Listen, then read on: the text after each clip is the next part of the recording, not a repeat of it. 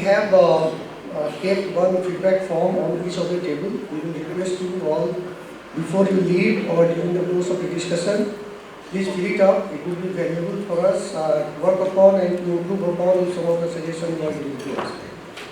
Before, without making much of delay, let me introduce Mr. Nitin Vyas.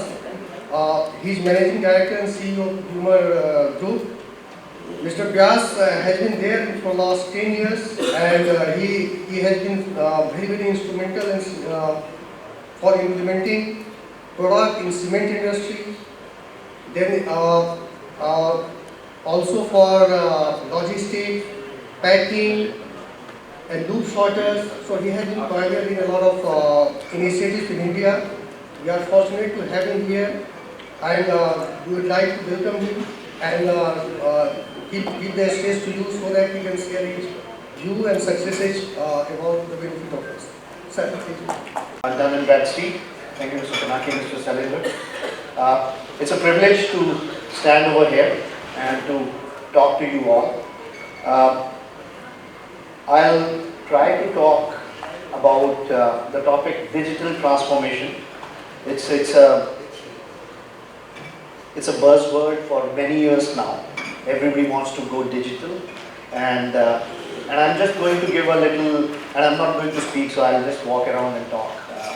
And what I want to do is to give a perspective, the way the world is changing, with the speed it is changing, and a little bit about what was a time when our company globally, and our company is a 90-year-old company, is a family-run third-generation business.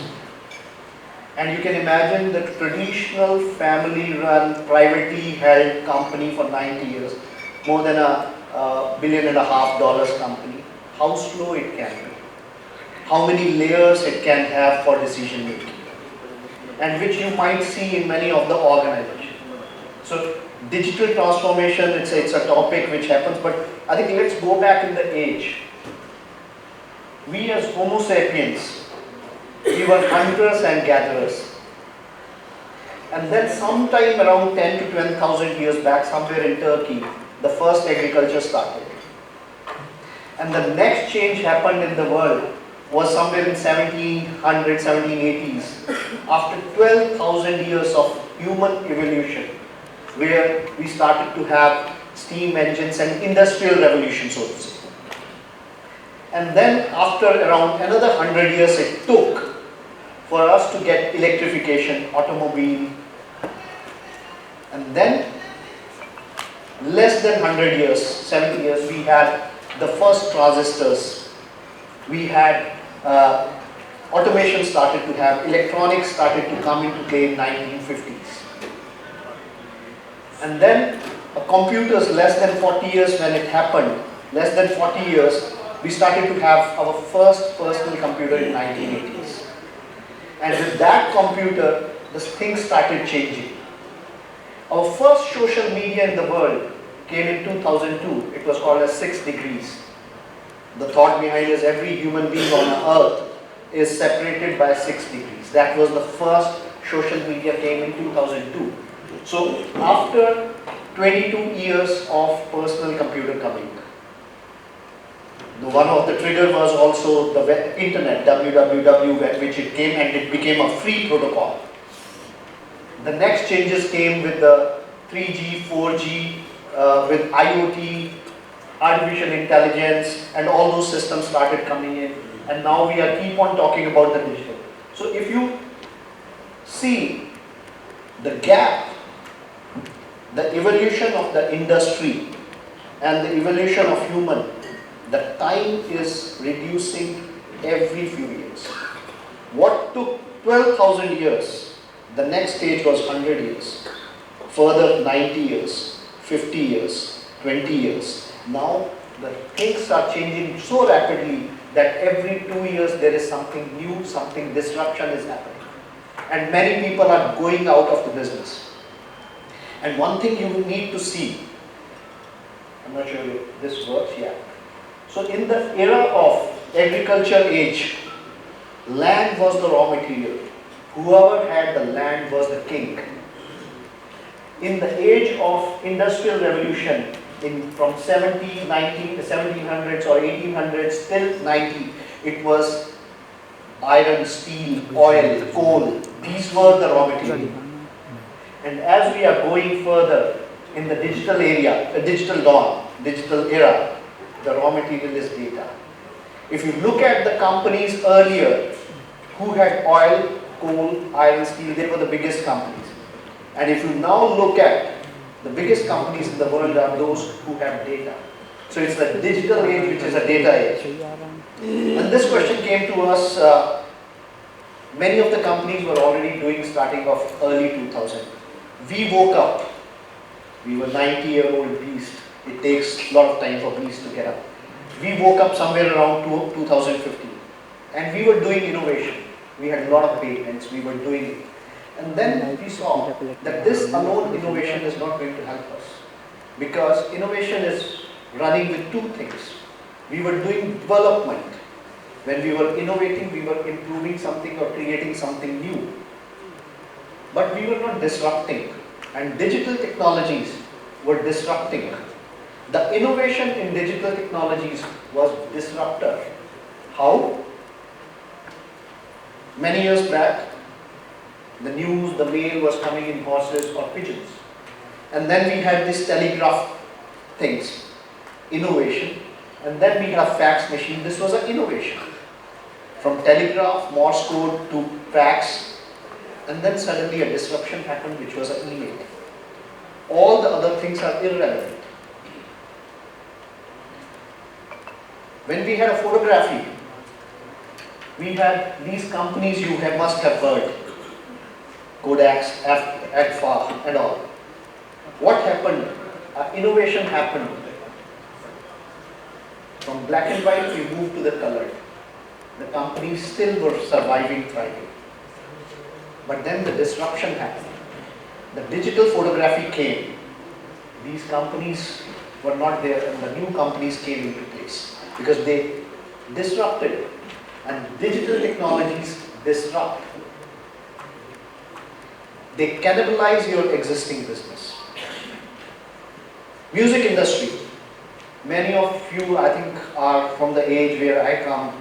We had these LPs, and I still have a lot of CDs at my home, CDs and DVDs.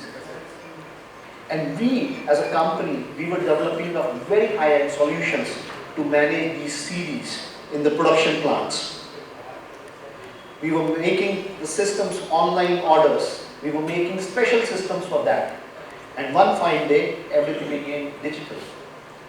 So the music, which you were buying CDs, you were becoming a collector of CDs or LPs, it all became digital. It disrupted the industry.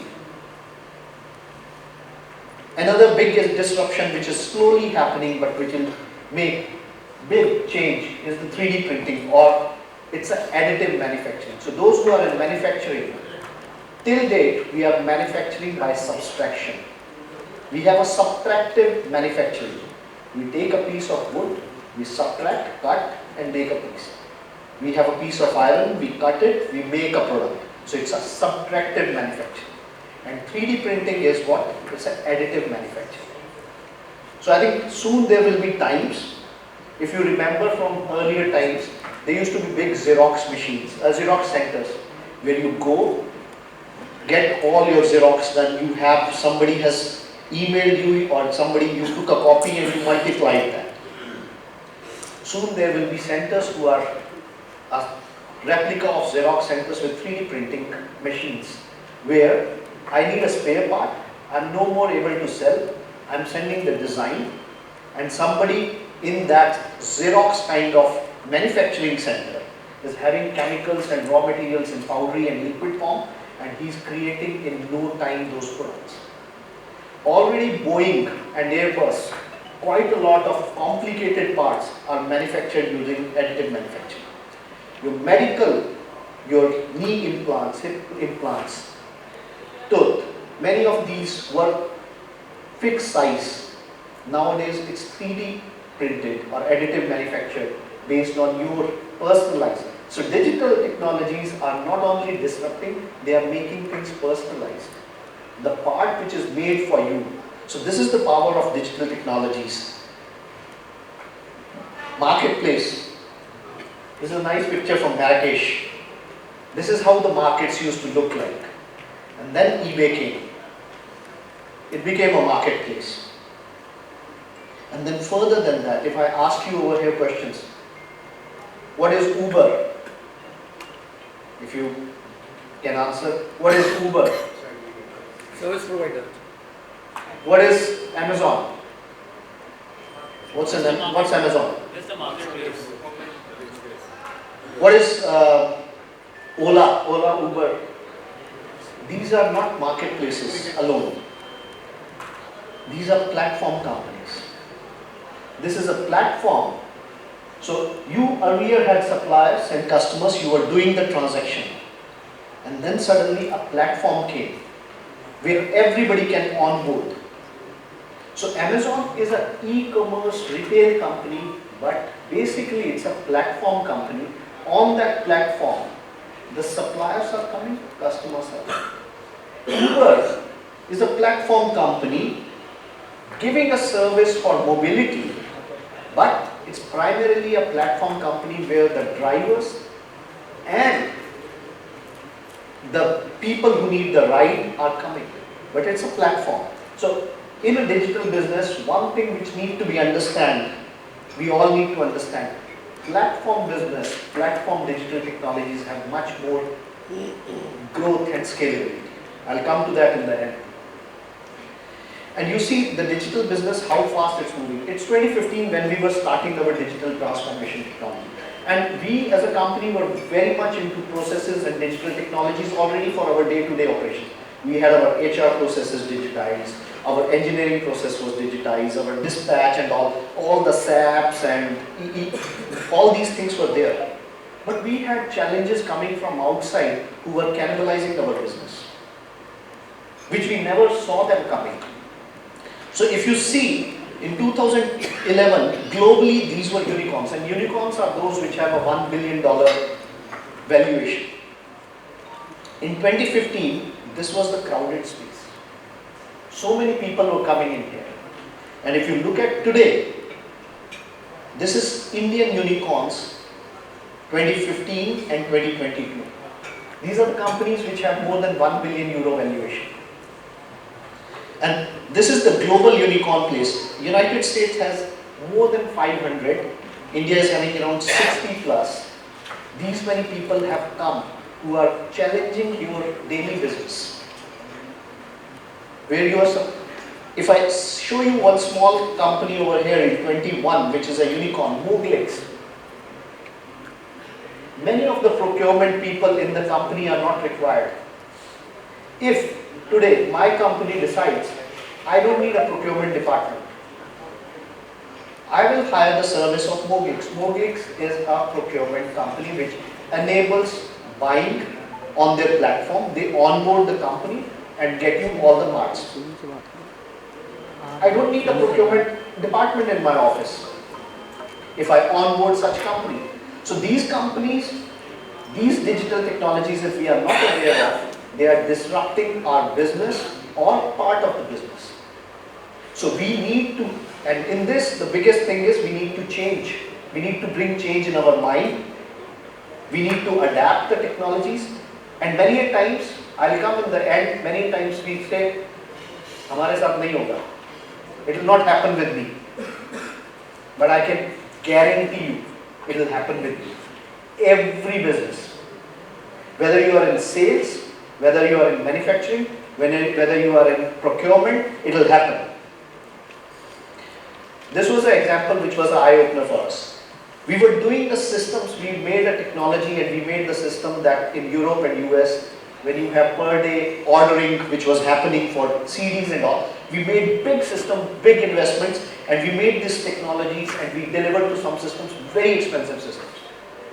Within 3 years, this technology was no use because these things were not there. And the funny part is, this business was not disrupted by our competitor.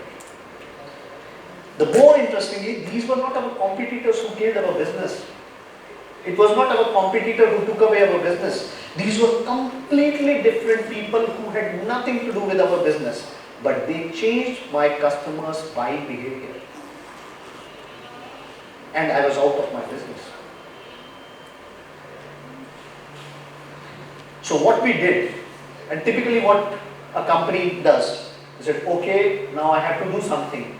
Let me initiate a management position. I'll hire one, that was our initial thought. Let me hire one digital guy who will do the changes. I'll get the clarity what need to be done. I'll clarify the expectations. I'll make a big plan. I'll make big to-do list.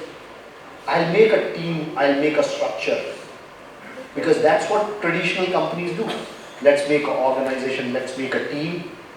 Or then we do a startup. Then we said, no, we do not need any management position. We do not need to get clarity. We don't need, we just need a startup. A startup mindset, and we need to allow people to fail fast. In digital technologies, please remember, don't be afraid to fail. And allow people to fail, but fail fast. That's the mantra, you need to fail fast. And then we said, yeah, we need digital transformation. We have competition from digital companies. We don't have competition from our traditional competitors. We need a digital challenge. We have to think out of the box. But we don't have to solve everything internally. And if I try to solve this internally, I have 9 layers of organization structure. I have 5 different departments. If I vertically and horizontally try to solve, I'll be there forever. We said we need to act now. And what we did, we created 2 separate companies outside our company's structure. We created one called BG Evolution and one is Challenge. What Evolution was doing, taking all the data available and evolving our business and doing innovation, whatever we had, taking it to next level.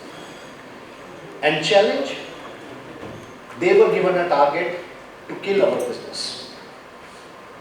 We give the insight, what we do, and their target was how to kill our business and create a digital equivalent of our business and make us out of that business. That was the thing which we did. And 7 years later, we have successfully launched through Challenge these many startups which are completely owned by us. We created a framework that we have to focus. We are an intralogistics company in technology. We'll focus on mobility, logistics, intralogistics. In 3 things, we started incubating startups. We created an incubator and then slowly when it is becoming successful, bringing it into our business or making it as a completely separate entity. This is what we did. So Codapt is a company which creates APIs for logistics companies, whether it is shipping company or any other. Sparrow is a company which manages all the spare parts, but does not keep any inventory, zero inventory. Inventories are sitting in every company of yours, but we brought a platform, you bring all your inventory on that platform, and then from that platform we sell. Airsider is another thing which we solve the problem for the airlines. And these are all such. Countercheck is one very successful company of ours now, which does fakes. When you buy things for e-commerce, without opening the box, it tells whether it is a fake or a real. Internally, again, we did another thing. Smart glasses. We always had a traditional thing. We had a customer. Whenever there was a breakdown or some maintenance need to be done, we used to take time. They used to log. We used to write down, okay, what is the problem? Some engineer will discuss that. We will solve. Some engineer will drive down or fly to the customer site and then solve it. We just removed all these things in the middle. And COVID helped us. We brought the smart glasses. These are smart glasses with a camera and a microphone, real time. We gave it to our customers, and our engineer does not go to the site. It's our smart glasses over there. When there is a breakdown, they wear this, and we sitting from our office, solve the problem. So huge cost benefit for us, huge time saving and cost saving for customer. And here you need to think, we no more charging on per visit of our engineer, rather it's a subscription based. In digital business, when you make it a subscription based, you can get, right now how many apps you have on your mobile phone where you have a subscription, or on your Netflix and all, every month or every year you are paying a subscription.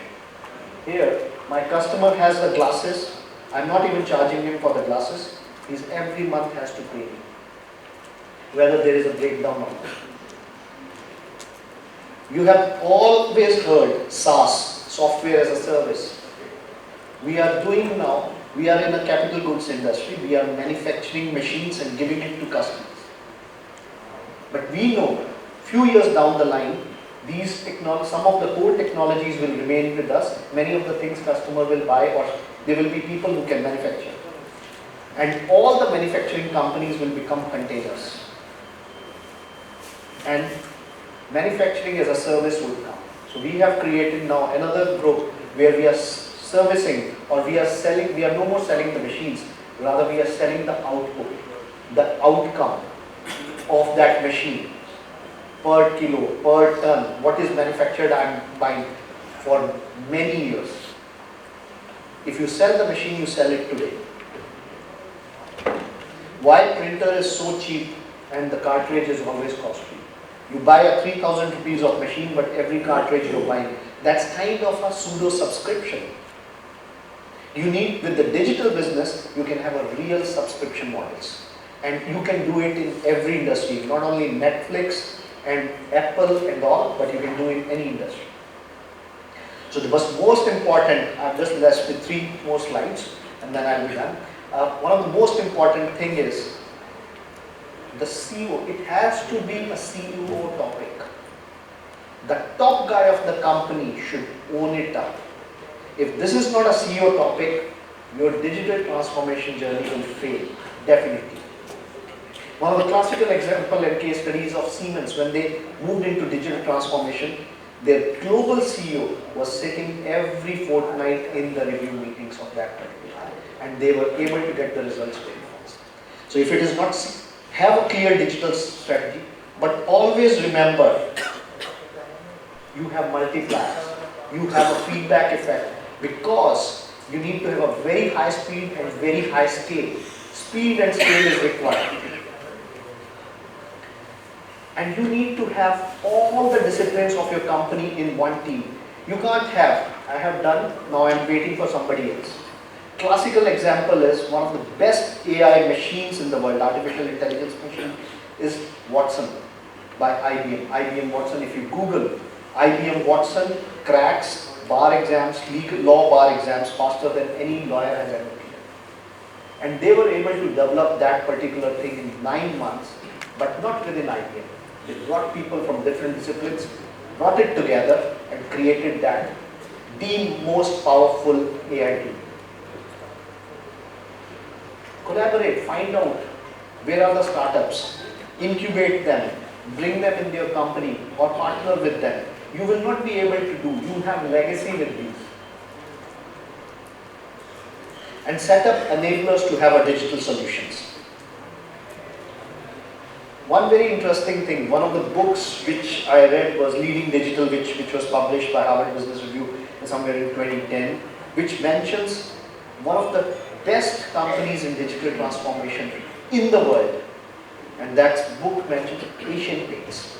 Nobody can touch them on digital transformation. And Harvard Business Review documented that in 2002, the first ever book they did released on digital technologies. And they talk about that you need to have leadership capabilities as well as digital capabilities to do a digital transformation. And you all need to ask when you want to do digital transformation, are you a beginner? That means you neither have a leadership capability to drive that, there is no owner in the leaders, in your CEO or your CXOs who are having this thought about the digital technologies. Maybe some experiments, and you have very immature digital culture. Where you are you a beginner? Are you conservative? You have a very strong, committed, dedicated leadership team, but very few digital features you have in your business. You have leadership capability, but not the digital capability. Look into your business. I look at into business when the sales order comes, engineering does, then it goes to manufacturing, then it goes to dispatch, then it goes to project management. Is all these connected seamlessly on the one digital platform or not? Or you are a fashionista. It's fashion to be in digital world and I want to be there. I don't have any leadership commitment, but I want to be digital. Everybody talks about let's be digital, so let's do digital. What do? Okay, little bit digital technology here, little bit there. In silos I'm doing it. Not good. It's a failure. The digital masters are those who have committed and having end-to-end connectivity onto their digital, on their business footprint, on the life cycle of their, from cradle to grave, the life cycle of their business, and they have a leadership which is committed with the overarching vision of the digital. So you try to figure out in which of the 4 boxes you are. But whichever place you are, try to come to this box if you want to do digital transformation. Your target has to be digital masters. Last 2 slides. Over the years, I've learned 5 golden rules of doing digital business or to creating a digital business. One is try to have a platform business. One platform. If you're serving anybody, I give example of Uber, Ola, Amazon, Flipkart. These are platform companies, digital platform companies. They are using that platform to give different services. Think when you are doing some digital transformation in your company, think about one platform where all departments, all disciplines can come and work so that the data flow is seamless across the company, across the silos. Just imagine a building with different slabs. Each slab is a different business. And there is one elevator which is going up and down. And that is your platform through which everybody has to go. And that's the analogy or metaphor if you use for your digital transformation. Might make sense. It has to be frictionless experience. It has to be frictionless experience. When you are trying to do, it should not take effort for a person or a customer to go and navigate into it. This is about engagement, whether it is your employee or your customer, their engagement has to be very heavy. Speed and scale. And if you are not getting speed or you are not getting scale, that network effects are not coming, you need to allow people to fail. You have to fail and you have to make decisions. It's not working, fail. Fail fast. And in traditional companies, we are afraid of failing. In digital technologies, you need to fail. If you remember the first slide, what I was trying to show, 12,000 years, 100 years, 90 years, 50 years, 20 years, this thing is going short. You don't have time to make strategies for 10, 20 years or 5 years, 7 years. You need to create a very small window and fail. If it is not working out, move ahead. Think of economies of outcome. I give you an example. We do a lot of systems in the airports and we scan every bag and we placed a lot of digital sensors on the machines which were there, which were passengers were not touching, only the bags were going. But with that, we could create a consulting business for airports that how they can remove the peaks and troughs because it's the passenger who is bringing the business. So think of economies of outcome. Mission or target. For some very big trucks, they were not able to sell their tires. But they didn't, then they stopped selling the tires. They started selling the revolution. How many times you will rotate, I will charge. It's a subscription. And last, which is a scary one, in digital business, if you look at the top 5 companies right now in the world, are all data and digital companies. And the thing is, winner takes it all. Whether you have Amazon, whether you have Google, whether you have Apple, winner takes it all. And that's the scary part. So these are the 5 golden rules.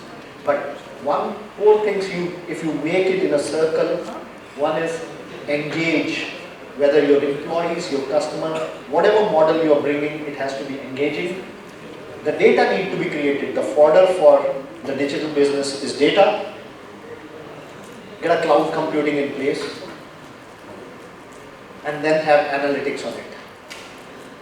All those things will happen, but first and foremost is engagement and then having a data strategy and a digital strategy. Thank you very much for your time. I have 3 books I would recommend you to read when you want to do any digital transformation. One is Industry X.0, a great book by Eric Schaffer. Industries of Future by Alec Ross. Alec Ross was Barack Obama's technology advisor. And Leading Digital, this was a book by Harvard Business Review. Read these and these might help you. I hope this was a good session, or this was a session which helped you think differently. So thank you very much for listening. It will help us to give some better understanding for the aspect if you have in your mind. Floor is open, please. Digital technology help your company become more resilient? So we are not scared of now the disruptors which are coming from outside the industry. We had 2 things which happened parallelly for us. We were able to get a shield out of the disruptors which were coming from outside. We were able to create our own startups which were not only helping, saving us, but also disrupting the market which our competitors were finding difficult. And second, internally we were able to bring in digital technologies in our existing systems, existing machines, which created, like I said, economies of outcome, which created some completely new businesses for us, which we never thought of, which I think till next millennium we would have never thought if those data was not coming to us. So we started with a very small data center for us, and we were getting 1 terabyte of data in few hours from few different places across the world, and it grew up so fast. And then it was the enlightenment movement, like Buddha got enlightenment and we also got enlightenment. Thank you, sir. Any more questions, please? The competition that took away your business, it is going to be very low or negligible. What time does it take to realize that? I think one of the slides I showed that we built some systems very fast. We developed a new technology to cater to the CD, DVD markets. And we invested a lot of money in developing that technology. We implemented, we made good money. But after 3 projects and similar technology, we had delivered 2,000 projects. And we thought this will be at least 1,000 projects. After 3 projects, that technology was dead for us. And then we saw there were really young startups, very smart startups were coming, we were doing a lot of conveying systems from mine to plant. And they completely disrupted. The technology is not required. They were doing on completely OPEX basis. So heavy capital, what was required for our machines, was gone. The dealers, their own manufacturing, their engineering, everything on one common platform. This was one of the first time in the world so seamless done for everything on in the early 2000s. And it talks about Mr. Manish Choksi, whose vision was to develop this. It talks about one very good example in the mining industry in Peru which has highest copper mines. It talks about how they are making the life of miners better. The underground mining, the life which was very miserable, by implementing digital technologies over there, they are able to get better data out of the mine. They are able to use the machines better. Thus, the improvement in the life of the people and their commitment towards the job was much higher. This is Cobalco, or this is the company, not Cobalco, this copper mining company in Peru. Excuse me, can you throw some light on blockchain? I would only say it is, you should use it for, not for high frequency, low value transaction. It's a ledger, it's a common ledger which is verified independently. And so in your supply chain, for example, every touch point Every touch point is getting into that ledger, which is verified in Loop. But if you do that for a low value, high frequency transaction, you will lose because it will be so much. So it's, in my opinion, it's a perfect for low frequency, high transaction value. You use a blockchain. Blockchain is good, but not everything should be on the blockchain. Not it. For example, for contracts, for contract enforcement, it's an amazing tool, blockchain. If you can, contracts are digitized. You're doing your LDs, your LC payments, everything is coming over there, and that's in a common ledger. You are not dependent on your customer to, when he's doing a GRN, once he's posting a GRN, then he's releasing your money. Everything is going into their blockchain. So I feel the contract enforcement, and in India our contract laws are one of the weakest laws. So contract enforcement, if blockchain is used, it will be amazing.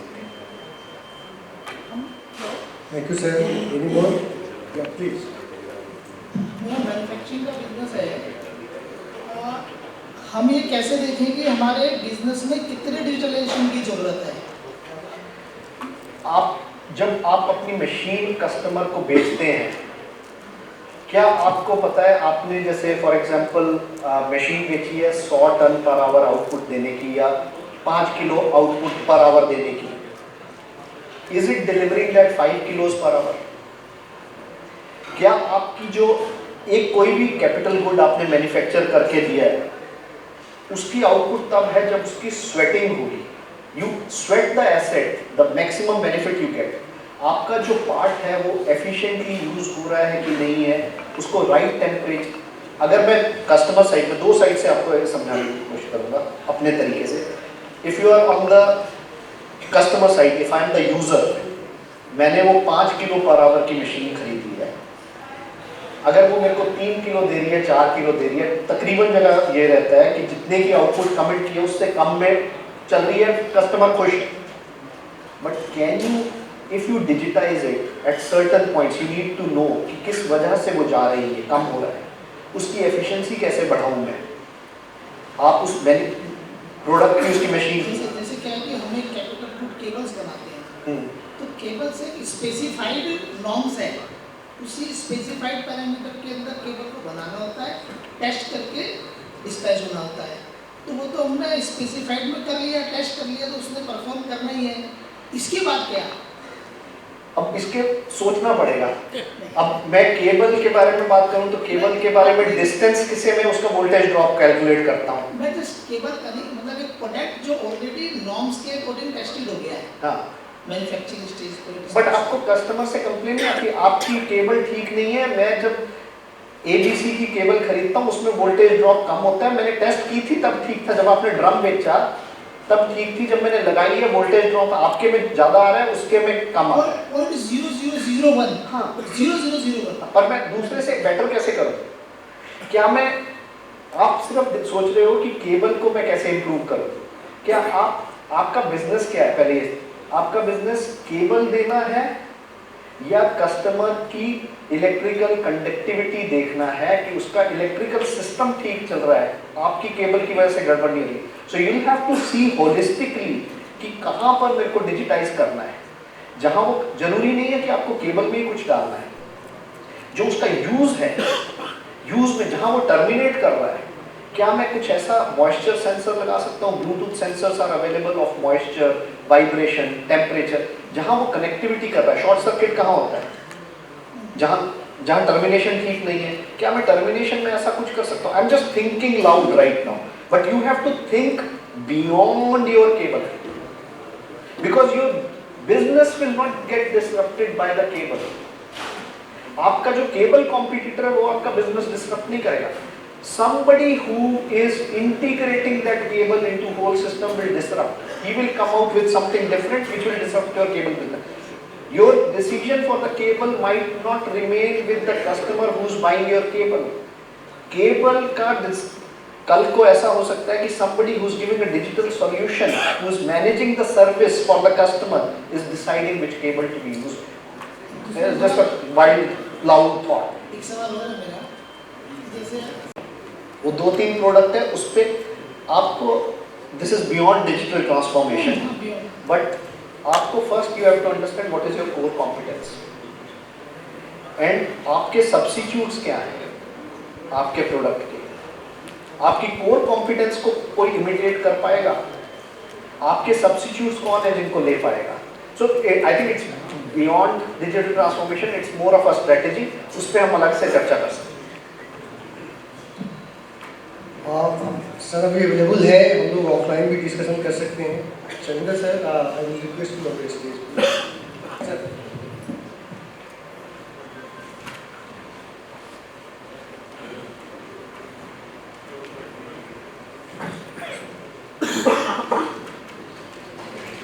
Thank you so much.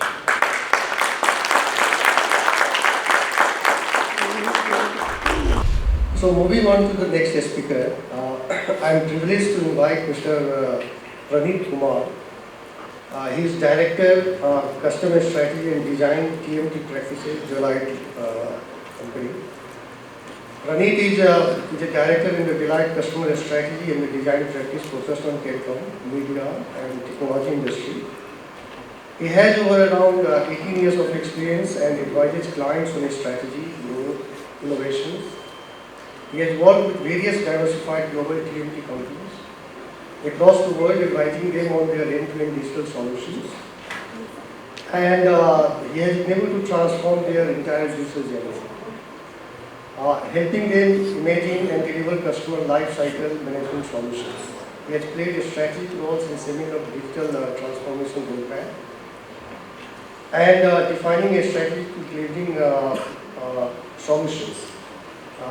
He has experience in working in the US market, UK and Indonesia market. His specialization is in strategy, planning, growth, digital transformation, digital product management, business process design, technology strategy, design transformation. He did his Bachelor of Engineering from IIT Misra, Ranchi, and he is also holding MBA degree from Indian School of Business. Hello. So, welcome to me and please.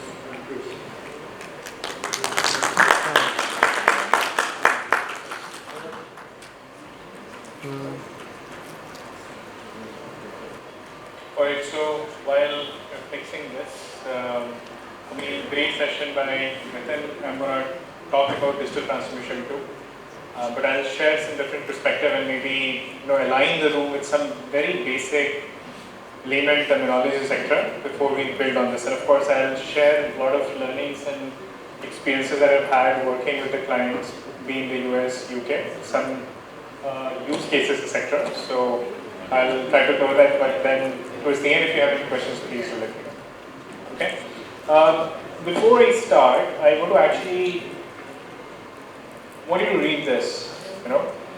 This is Jeff Bezos, who basically says that if in today's world, if we all as a businesses we have to survive, the only way we can survive is by continuously reinventing ourselves.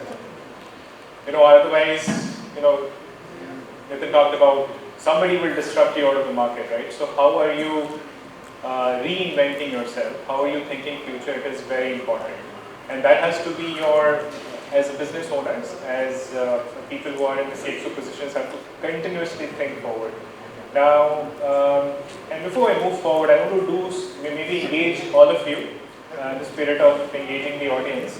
If you don't mind, can you just log on your mobile phone, www.menti.com, and use the code. If all of you could please do that, we want to see where this room aligns on, right? And the question that you have to answer is that what digital really means to you. So, sir, if you could please, on your mobile phone, www.menti.com.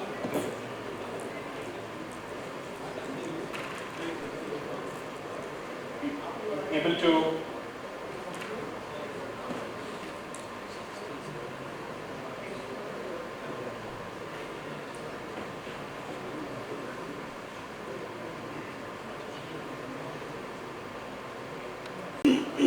created by software, effortless transformation, paperless, networking, speed, numbers. That's interesting. To make a platform, sure. I think you picked that from different sessions how you become a platform company. So good. I think we can pause it, but I think there are different ways which different you think about it, right? What people think about digital is different in this room itself. There are 20 words out there which people think about it. So it's actually good for us to get a line on what exactly it is. What I'll also do is I'll show you. I did a very similar exercise in Hyderabad. And what the Hyderabad audience had to say, again, if you could see it, a lot of, you could see paperless, automation, transformation, cashless, etc., etc. So, again, it means different to different people. So, what I do is a very basic thing, right? So let's just first align on a few keywords. What is digitization, right? Let's start. So, you will hear words like digitization, digitalization, and then, of course, the word digital transformation, right? So there are multiple words out there in the market, and I think it's important for us to understand what it is. Digitization, as you all know, is very simple, right? We saw the examples of the mechanical photo becoming a digital photo, right? It is as simple as taking a photo of your notes, which is handwritten in a digital form, and that becomes that's digitization, right? Simple. When you talk about digitalization is nothing but when you use digitization to, for a process that, let's say you're taking a bank loan, right from applying a bank loan to even at the back end, how do you process it? If you've digitized everything and you have stitched it together, all of that as part of a process perspective, then that's digitalization. Clear? Right? So digitization one bit at a time, and digitalization is stitching all of it together. Now you will wonder, what is digital transformation, right? So when we say digital transformation, what is it? Now, in a very basic layman terms, and I tell you in my experience, so I have been in the industry for 18, 19 years, and I grew with a technology background with tech strategy to business strategy roles, and I have seen the entire the digital transformation started somewhere around 2012-13 time frame. What it is really in a very simple layman terms, it is you as an organization, you as an individual, it's your ability, right? It's your ability to change and innovate to compete in the market and stay relevant. Okay? That's really digital transformation. I'm saying it in a very generic term, but I'll give you an example. Now, I serve a lot of telecom clients, and you would agree with me that without the advancement that has happened in telecom space, digitalization, etc., wouldn't have been a reality. Now, what was happening in 2011-12 in America, right? So there, of course, there was internet was not widespread. You didn't have 4G connections out there where you could actually do apps and a lot of high volume transactions on your mobile phones, right? So it was not there until 2009 time frame, and that was when Apple came up with a smartphone around 2008-9 time frame. And large companies will start figuring out what to do with the smartphones out there. And then when 4G technologies was launched, when you had high speed, etc., what it enabled you is to do a lot of transactions online on web. So what was happening? Your customers who were typically going to a shop, a motor shop, right, was now staying online a lot. Now, if you're not able to engage your customer online, okay, then your customers are going to somebody else who is engaging the customers online in an app format, right? So in the first stage, what I call it, if you, stages in my mind when I look at from a digital transformation perspective, the first stage was how do you digitally engage your customers? You all have your customers. How do you engage them today? Do you have a digital way to engage them, to interact with them, to capture them, right, to acquire them or not? So that was the first step. So companies, what they started doing in that point of time, they started investing in building mobile apps. They started investing in creating amazing user experience, end-to-end experience, so that when I go there, it makes my life as a customer very easy, and I do not move around and stick with the brand. So that was the first stage, that how do you engage the customer. Now when that was done, when everybody was able to have their e-commerce site, websites, apps, etc., what was the next stage that you could do? The next stage was transforming your core. What I mean by transforming your core, is basically your back office, middle office, all the work that you do behind, not which are not customer facing, right? Anything which is behind, how do you go and transform them, and why do you do that? You do that because you're bringing in efficiency within the system, right? So that's where what you did was you transform your core. Let's go and make our processes leaner, make sure that our processes are designed in a way in which I can capture enough data for me to have analysis, and I can give you some. We talked about data. How do you actually, when people started investing in from a back-end transformation, what I call the third stage, right? If you think about third stage in digital transformation, it is about business models. When you have transformed the organization, right, both front office and your back office, now was the time when companies started thinking different business models. That, a sir asked that, hey, why do I need to diversify, right? But is it necessary? No, it is not. But until you want to be disrupted, if you look at most of the organizations, they have diversified their portfolios, and digital transformation enabled them to do that. Something, who would have imagined like Airtel launching WingCap, right? Who would have imagined Airtel trying to become an Airtel bank, right? Because what you're trying to do is, you're trying to create value-added services for your customers so that your customer sticks with you. And that's the only way when you understand your customer journey and how you as part of your business, you enable it. What it will do is you will think about different business idea, and you will have an integrated solution, is what actually Nitin talked about as well, right? So that was the third stage in my mind, that how do you come up with different business models for you to offer to the customer. Because if you are not offering new things to your customers, then your customers will run away, right? And then finally, what I call the fourth stage is optimizing it, right? So once you have done everything, how could you go and optimize everything that you have, and how do you create a culture of continuous innovation? Thank you so much.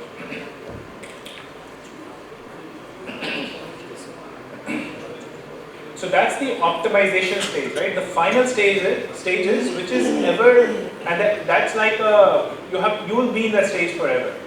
That you have transformed yourself so that you can continuously. It's not like end stage that you've done something once and you will be in that forever, right? You have to continuously innovate and evolve. So that's the fourth stage. Once you have done those 3-4 stages, when you are at a stage. Now think about, from a transformation perspective, it is very important for us, right? That how do we transform of course there is a business transformation, but there is also this thing about how do you transform your organization.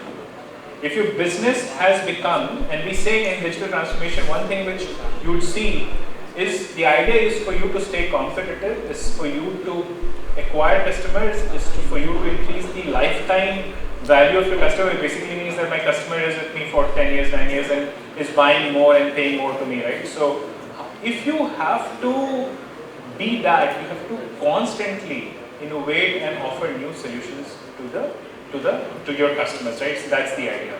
Now that once you understand what digital transformation is, if you ask me a question that, what does it take to be a digital enterprise organization, right? And in my mind, any of the digital, one of my mentors have told me that in the future, every organization will become a technology organization. That's kind of what every organization, if you look at even Axis Bank, Axis Bank is trying to invest a lot on its app, how do you, be it your mobile app, be it your web, how do you make everything digitally offered to you, right? So you're investing so much in technology. Most of the companies, almost every company will become a technology company.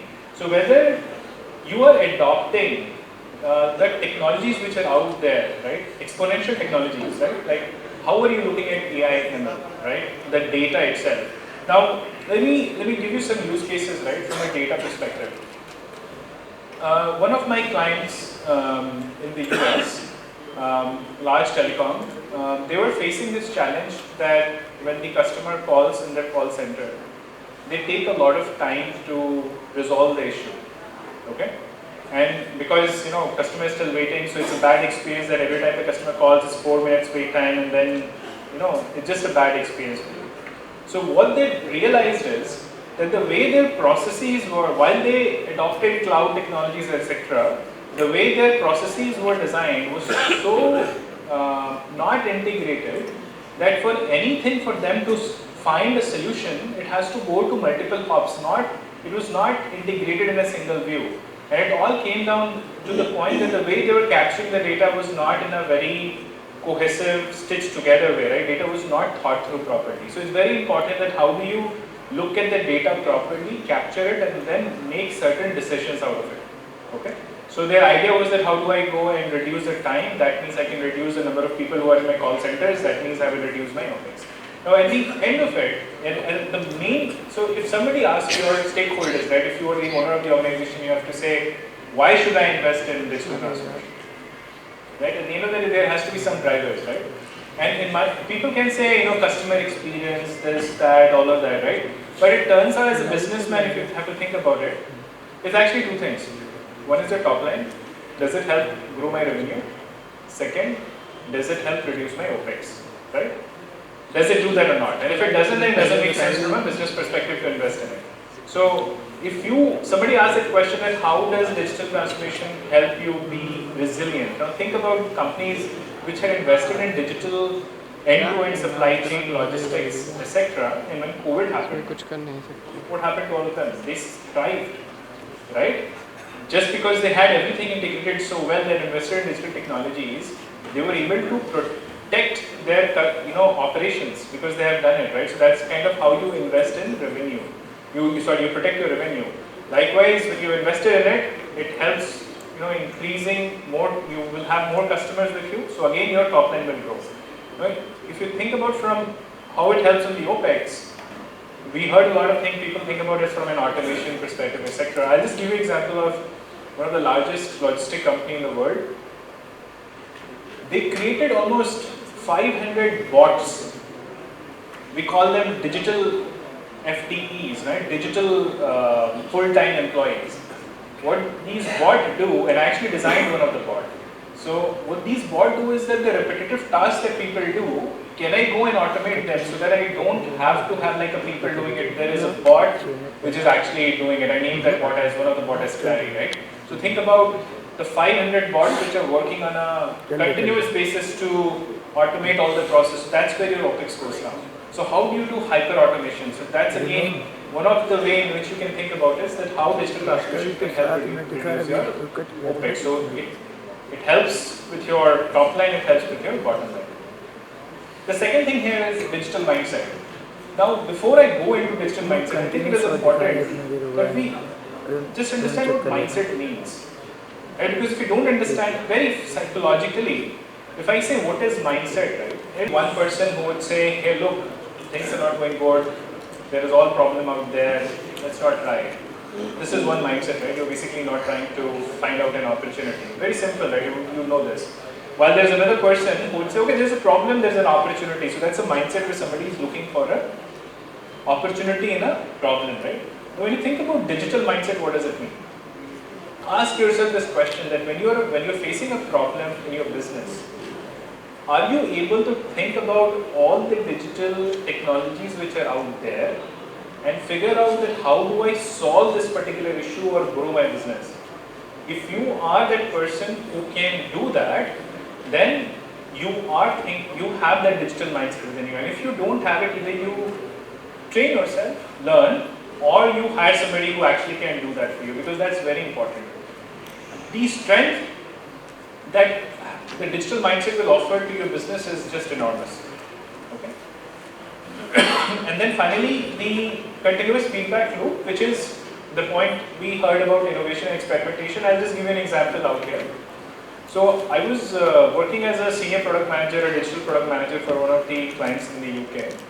And this client would say that in every cycle of the solutions that we were developing, I want to have X number of people just trying out new things with no guarantee of what is the return on the money that I'm investing in them. Now what it typically does is then you're trying everything out which is new out there. You are building small prototypes, you're showing it to the stakeholders that, hey, can we take this to the market? Is there a scope? So you invest in money. A lot of time, those things result into nothing, go to market, but it still gives people idea that you're experimenting with the exponential technologies. And sometimes, you come up with something very fantastic which you can take it to the market. Maybe I'll cover that topic, but that's the idea of how do you think about from a continuous feedback loop in this particular space, right? Now, there are certain myths which are out there in digital transformation. There could be more, but I will cover a few of them, which is very important to know for all of us to understand. That digital transformation is owned by the chief digital officer of the organization is a myth. I agree with what Nitin said. It's actually a CEO, CXO level topic. It can't be a person agenda. It has to be the entire CXO agenda, of course, led by the CEO. So that's kind of how you have to think about digital. The second, that it does not, because a lot of people think that digital transformation is IT. It's not IT.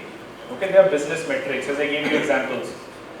Revenue is there, OPEX is there, hyper-automation, customer acquisition, etc., etc. So all of that, if you will think about, is all the business metrics which are out there, right? Covered, it's not only IT, it's not just digitization, and by the way, it's not quick. It's a slow process. So when I was doing the session in Hyderabad, one of the person asked a question, if it is not quick, how much do I need it? How big do I need it?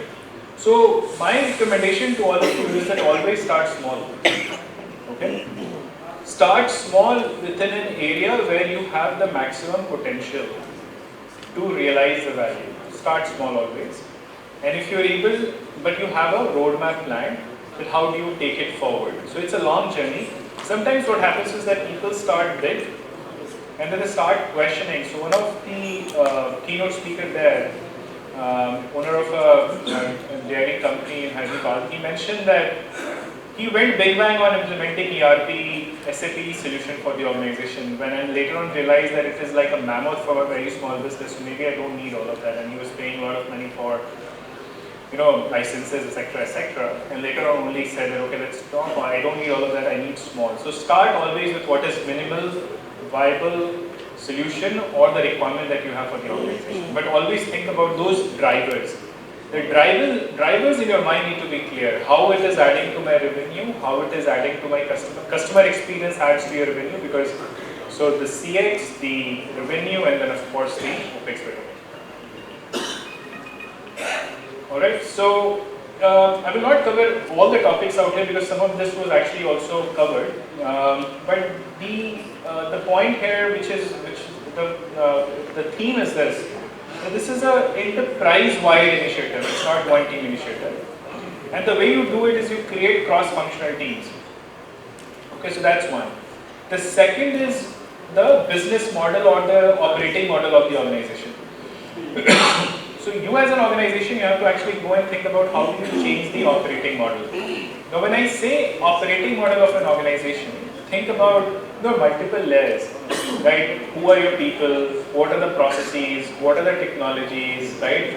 How are you looking at customer itself, right? And then how are you doing partnership, etc. I'll tell you, one of the client I was working with, they were trying to solve this problem of an industry where working with partners was very challenging. Okay? So partners would give an order, and then that order fulfillment will take like months for the entire contract negotiation, etc., etc., etc. So they took this challenge that if my go-to-market is with the partners, I can't have this long go-to-market processes and solution.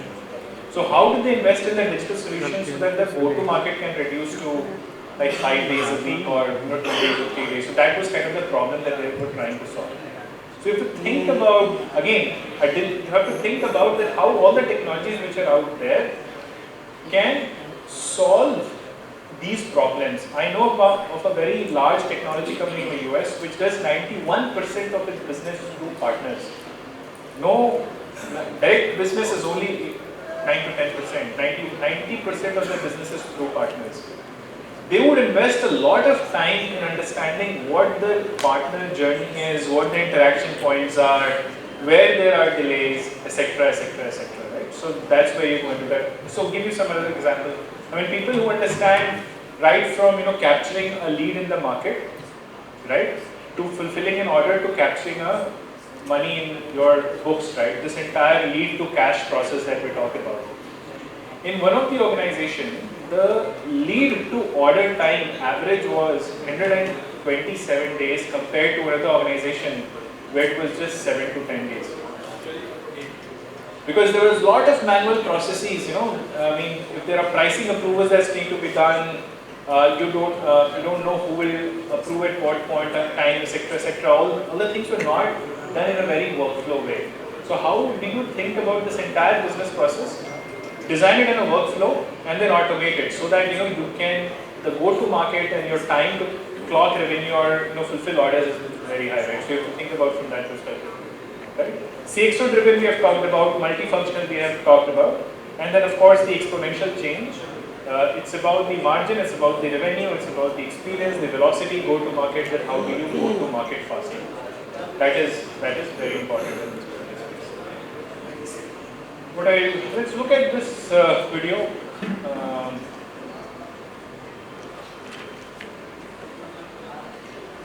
I'm sorry, Mr. Baker, but you've developed a severe gluten intolerance.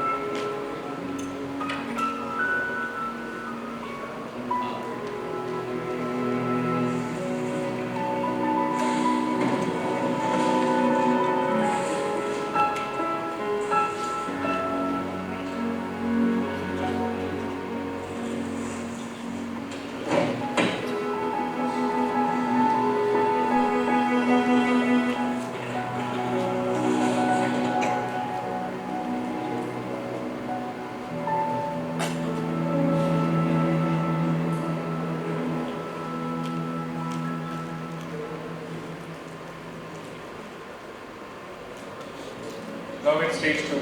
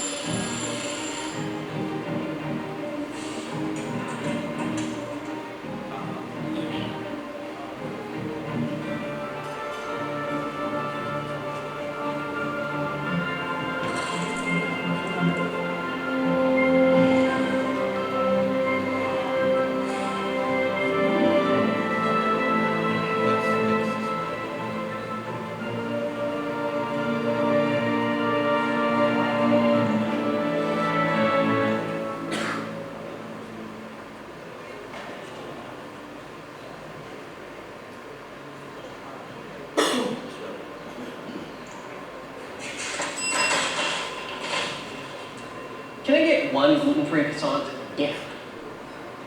Wait, does that have butter in it? Yes. You wouldn't happen to have any without butter, like a butter substitute?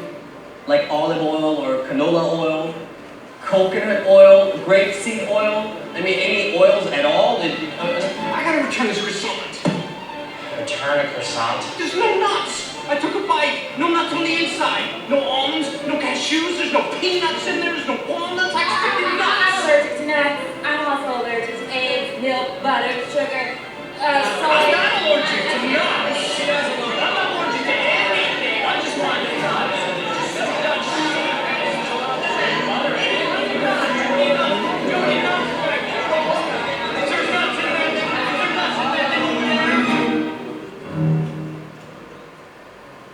Disruption brings opportunity. So there's a mindset I think you guys should Every observe. year, thousands of people are diagnosed with a gluten intolerance. Where will they go when they need custom-made croissants? Hi, I'm Joseph from Joseph's Gluten-Free Bakery. When I was diagnosed with a gluten intolerance, I thought my life was over.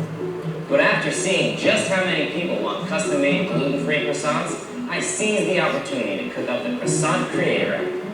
The Croissant Creator. With over 3 billion combinations, the Croissant Creator app allows you to build your croissant any way you like it and have it delivered fresh to your door. Or come on down to the store and ask for Joseph. I'll make it for you myself.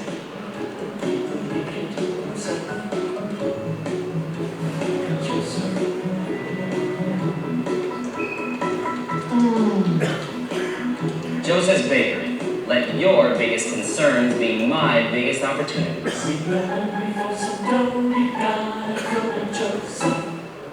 So what was the mindset that, at one point of time he thought that my business was going to just, not go because I've been infected with, gluten intolerance, so I can't do anything, that's my business. But then he thought about an idea. That showed him the immense opportunity out there, again a big challenge, but then he was thinking that how do I convert that into an opportunity, right? There is a different variation of orders that can come in. Of course I can't do it manually. Is there a way in which I can use this as an opportunity? So the guy goes and invests in building an app, right? Not saying that, hey look, it's also being flexible to what your customer is looking for. You would have said, hey, look, I don't do all of this. I have a very simple one recipe croissant and I will not do anything else. Somebody else would have come and disrupted him. But he said, okay, let's go and build an app, capture all the different configurations and I will deliver it. So it's a little kind of that mindset of how do you continuously think about using the strategy, your digital technology, etc. out there to help your business grow. Now, there are many slides, but I'll try to, I know I'm between you and your dinner, so I'll try to cover 2-3 slides, leave you with some of the strong messages. What this is saying is that, a lot of people actually stops at, have digitalized the processes and I'll stop. They say that I am a digital organization right now, but that's again a myth, okay? So don't have this illusion that you are already a digital organization if you've digitalized everything. The idea is that how do you, again going back to the point that I was saying, that have you transformed your organization so that it can constantly change basis the consumer demands, the new offers to the market. Are you that agile or are you the elephant in the room, right? Is something that you have to think about. So you have to constantly disrupt yourself or otherwise somebody else will disrupt. So that's the point when you actually go to the stage when you are actually in the being, right? That you always have challenging the ways in which you're doing things and you're adopting to new. So take that as one of the learnings, that how do you call yourself a digital transformation. Again, it doesn't mean that you have to do everything. Think small. We call it what is the minimal viable thing that you can take to the market or you can take as an organization, right? So that's one bit. Know the things out here, and I'll probably just cover this slide. What this is saying is that if you have to embed digital into your DNA, Okay, there are multiple steps. Now, the first thing for you to understand is that where do you stand on your digital maturity today? It is fine if you say that, I'm at a very early stage of digital maturity, but at least do you know where you should be, right? Where you are today? That's the first thing. Second, what you need to do is that what is the different options out there that I could actually go at and then prioritize. You don't need to do everything. What are the things where I will be maximum, the chances of being successful is maximum, or will return the maximum value. So that's the second level where you do the blueprinting and you have prioritized your digital levers. Okay? And then when you have done that, what is important for you is to identify the business KPIs. That if I am doing something like this, what are the KPIs that will improve? Be it the NPS, if you're thinking about customer experience, the CSAT, your revenue, your customers, your OPEX, have that clear insight that if I do this, how am I going to save the money or grow my revenue? That's important. And then what you do is you develop your pilot and what is the minimal viable option that you have, configuration that you want to go ahead with. And then also at the same point of time have a roadmap of what your future MVPs would look like. And then and that's your journey. So you constantly have this entire roadmap in front of you. Okay? Now with that, last slide, these are some of the things, this is the last slide to cover. When you think about any of the organization which is very digitally transformed organization, they are iterative. They constantly invest in doing things, experimenting, and most importantly, which I say is customer centricity is very important. Think about your customer, think about their pain points all the time, right? How are you encouraging your continuous learning? Not just for your team, but also for you as the owner or a CXO with the organization. How are you learning about these technologies? And if you're not the right person to build a digital organization, then hire somebody while you actually go ahead and learn yourself. So with that, I would actually take a pause. I'm getting close that I'm extended the time, but I'll just I'll just share another great thing. I was serving a client. This is the last story. What they do is, how many of you have heard about low Earth orbit satellites? Okay, so there is a gentleman out there. So most of us would have heard that the satellites which are out there, which provides us the satellite phone, TV, etc. Those are the geosynchronous satellites. Means they're about 35,000 kilometers away. If you put an object in that orbit, it will rotate at the speed of the Earth. So it's always in the same synchronous with the Earth. Right? So that's your geosynchronous. That is our old technology. Now, 35,000 kilometers away, uplink, downlink is huge cost latencies out there. So there, in the last 5-6 years, there are a bunch of companies which have started in the area of doing low Earth orbit satellite, which is about 1,500 kilometers away only. And what they are doing, the likes of, be it Elon Musk you're talking about, OneWeb is now partly owned by Airtel, or if you think about Amazon, all these companies, they are going to put thousands, like tens of thousands of satellites which will be revolving around the Earth. One of the idea which is going out in their mind is because these satellites have less life, right? Every 5 years they have to be dismantled or discarded. So they are building a concept of digital twin. I'm not sure if you've heard about it. What digital twin is that it will have an exact replica of your satellite which is revolving, a digital in your system, and tracking all the parameters of whether it is good or bad. And then at some date there are thresholds which are defined which will say, okay, time for this to dismantle. This will launch automatically, go replace that particular satellite in the orbit, and that will get discarded. So I think people are taking advancements into amazing use cases. It is important for all of us to actually go and understand what's happening in the world. So again, thank you. For your time. I'm really privileged to be here. Hopefully, I was able to share something which you can take back to your organization. Thank you. Technology.